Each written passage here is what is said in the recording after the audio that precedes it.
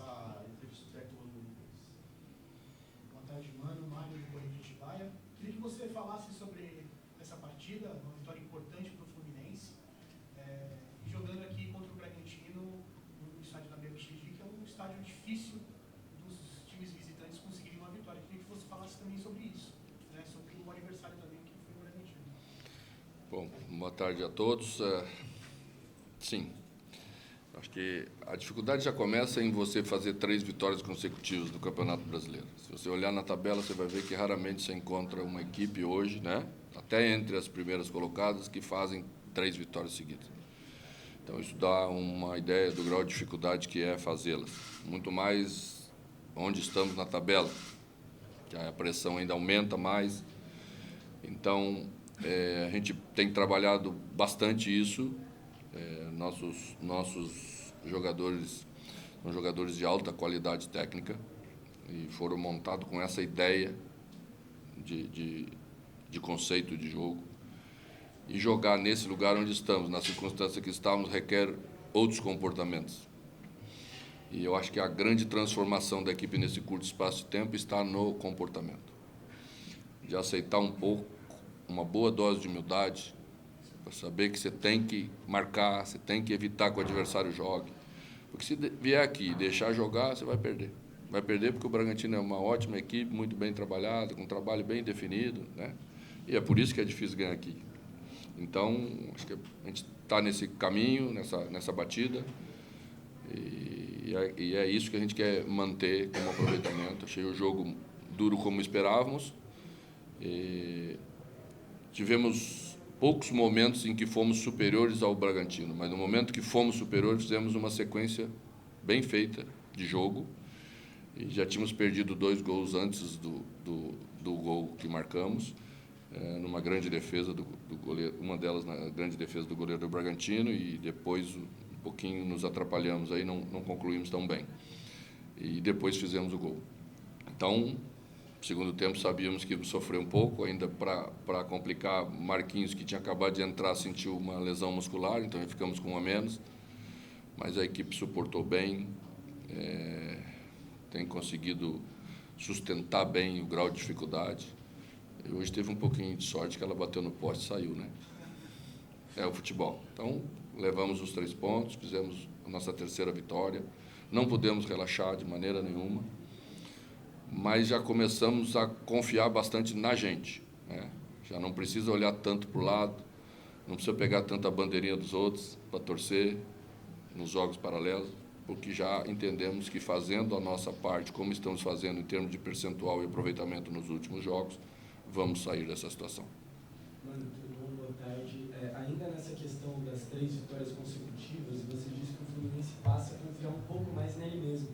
E você consegue esses 9 pontos nesses últimos 3 jogos, 11 desde que você chegou ao Fluminense. Esse recorte desde que você chegou corresponde a um número de pontos maior do que o Fluminense tinha feito em todo o recorte anterior do campeonato. Queria que você falasse um pouquinho sobre como vem sendo esse desafio para fazer esse Fluminense passar a ter mais confiança, para executar o futebol que sabe fazer e que mostrou para o mundo inteiro no ano passado. Obrigado.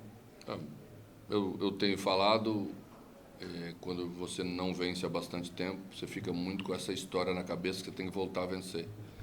E eu defendo que primeiro você tem que parar de perder. Porque às vezes, olhando sempre para a vitória, você esquece de pequenos detalhes, que às vezes um empate pode começar a dar essa tranquilidade e essa confiança que todas as equipes precisam para jogar futebol. A vitória trouxe o resto, né? A vitória adicionou um ingrediente importante nessa questão da confiança, e eu diria que indispensável.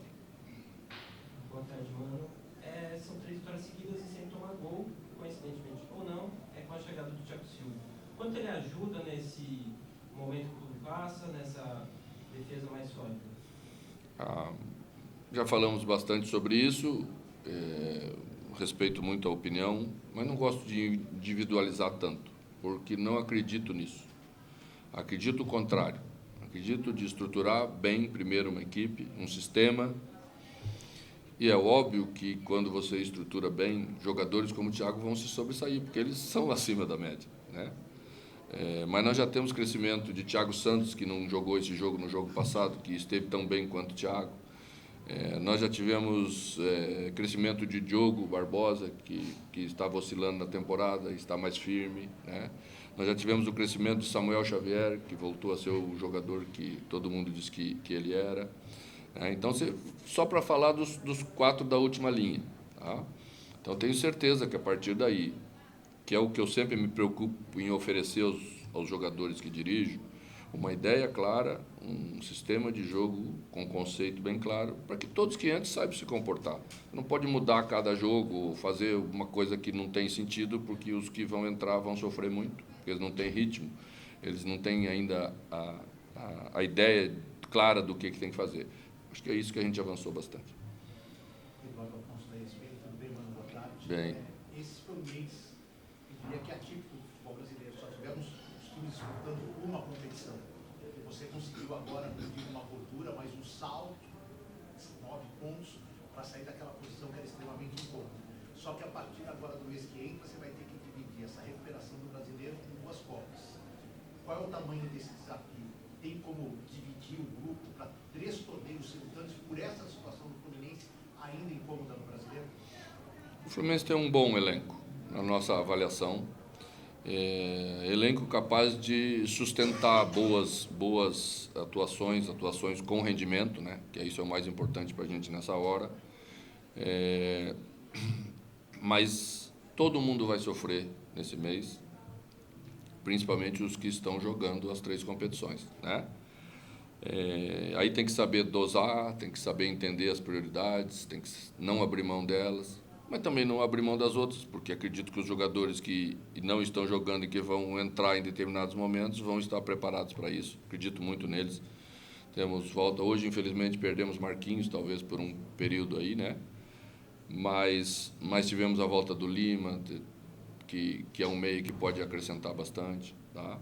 Tivemos a volta de outros jogadores do sistema defensivo. Manuel está aí de volta e confio muito nele, porque já trabalhei com ele, sei a capacidade dele estar no nosso sistema defensivo junto. Temos logo o Felipe Melo, que é uma liderança importante para a equipe, né? Marcelo já esteve no último jogo e a gente está exatamente dosando isso para não perdê-lo e ter nos momentos importantes que a equipe precisar, porque é um jogador também, né, de outro nível, acostumado a grandes decisões, grandes jogos e grandes dificuldades. Então, é isso que nós vamos encaminhar para fazer. Boa tarde, mano.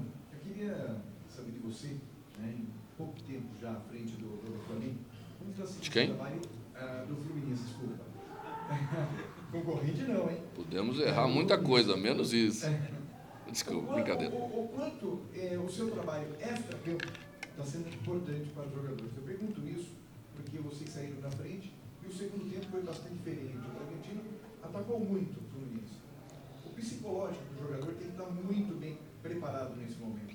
O quanto isso é importante e como está sendo o trabalho extra-campo. E isso é médio e curto prazo, no seu entender. Eu acredito muito em conceito claro, ideias claras e organização.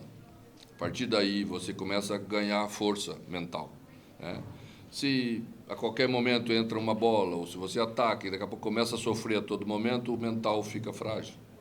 Aí você imagina ainda jogando numa temperatura dessa, nesse horário, né? É muito fácil você desconcentrar e daqui a pouco escapar, tá? Então, eu acredito nisso. O Fluminense tem um trabalho com sua psicóloga há bastante tempo, já está aí um trabalho bem estruturado. A gente manteve o mesmo trabalho, não tem por que a gente fazer coisas diferentes, mas sempre depende muito de vir o resultado. O futebol depende muito sempre de vir o resultado. O treinador defende ideias, mostra para os seus jogadores, mas se nós formos ao jogo e perdermos, na outra já estamos um pouquinho mais frágeis. E se perdermos 3, fica bem frágil. O contrário é verdadeiro, ganhamos 3. Né? Então, começa a acreditar-se na gente, primeiro, depois na equipe, no coletivo, e entendendo que fazendo da maneira como nós estamos propondo, as coisas estão dando certo. Essa é a maior força mental que o esporte coletivo pode proporcionar a um atleta. Mano, boa tarde. Thiago Santos, da Rádio Mania Recife, da Mosaico Esportivo. O Fluminense agora vem de 3 vitórias seguidas, né? Muito importante para o Campeonato Brasileiro, para fugir da zona do rebaixamento. Mas queria saber o quanto é importante pensando nas Copas, principalmente agora no próximo confronto contra o Juventude. A diferença das Copas para o Campeonato Brasileiro é que no Campeonato Brasileiro você precisa ter aproveitamento percentual maior que seus adversários. Na Copa, seja na Copa do Brasil ou na Libertadores, você tem 2 jogos e uma eliminatória. Você só tem que ser melhor do que aquele adversário que você está enfrentando naquela semana ou em 2 semanas. A diferença básica é essa, tá? O outro não, o outro é performance. Você tem que performar continuadamente, você tem que performar constantemente. Tá?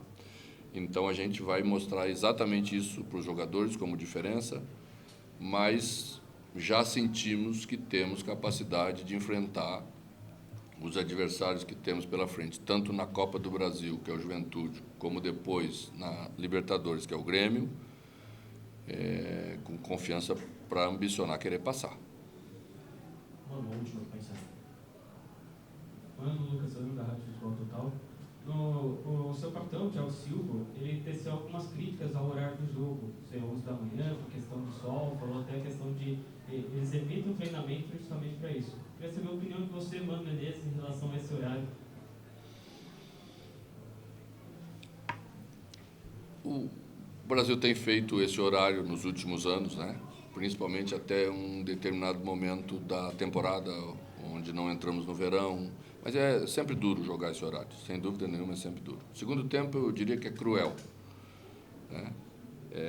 Porque vai para 30 graus, 32, sol forte, sol a pino.